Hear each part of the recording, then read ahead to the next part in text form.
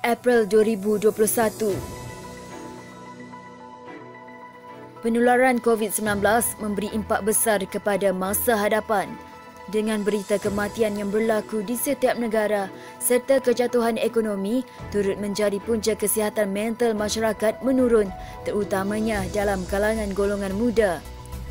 Di sebalik berita sedih yang melanda media sosial, masyarakat perlu berfikiran positif dan membayangkan masa hadapan cerah dalam masa setahun pada 4 April 2021. COVID-19 pasti akan menemui penyelesaian dan pengakhirannya, namun tetap perlu menjaga kesihatan diri sama seperti ketika Perintah Kawalan Pergerakan PKP. Impak dari penularan COVID-19, persekitaran dilihat semakin bersih dan pengairan juga semakin jernih. Segelintir masyarakat yang melihat pandemik ini bukan sebagai satu cabaran tetapi sebagai satu peluang.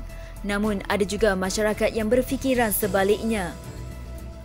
Rakyat Amerika Syarikat berfikiran COVID-19 hanyalah penipuan oleh media arus perdana dan mereka melaksanakan protes program kuarantin secara beramai-ramai terhadap kerajaan. Secara tidak langsung, mereka antara kluster terbesar yang dijangkiti COVID-19 di Amerika Syarikat.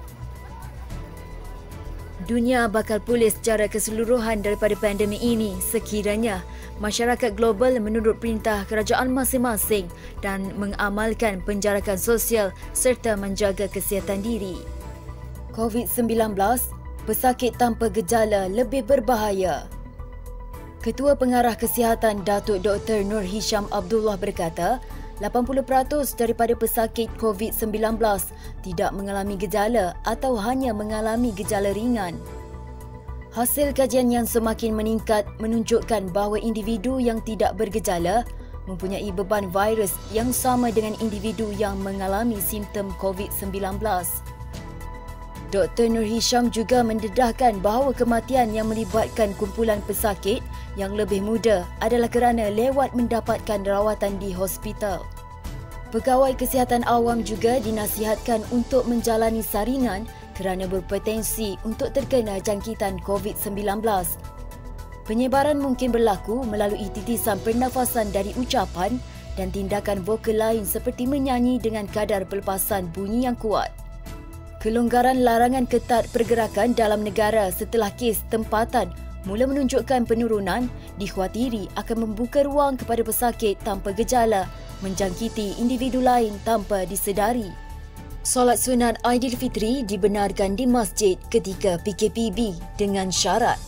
Susulan penularan wabak COVID-19, suasana dan sambutan Hari Raya Aidilfitri pasti terasa perbezaannya bagi setiap umat Islam.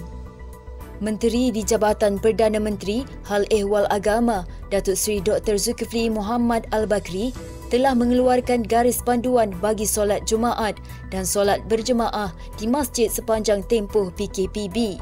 Cadangan pelaksanaan solat berjemaah semasa tempoh PKPB yang diusulkan adalah mengikut pandangan dan nasihat untuk diputuskan oleh Majlis Agama Islam negeri masing-masing. Sebuah masjid atau surau dihadkan kepada 12 jemaah yang terdiri daripada imam, bilal dan ahli jawatan kuasa. Jemaah yang terlibat perlu mematuhi peraturan yang telah ditetapkan dan menjaga penjarakan sosial. Warga emas yang berumur 70 tahun ke atas dan kanak-kanak di bawah umur 15 tahun tidak dibenarkan hadir untuk solat berjemaah di masjid. Antara negeri yang telah memberi kebenaran untuk solat Jumaat, solat sunat Aidilfitri dan solat 5 waktu ialah Wilayah Persekutuan, Selangor, Johor, Negeri Sembilan, Perak dan Kedah.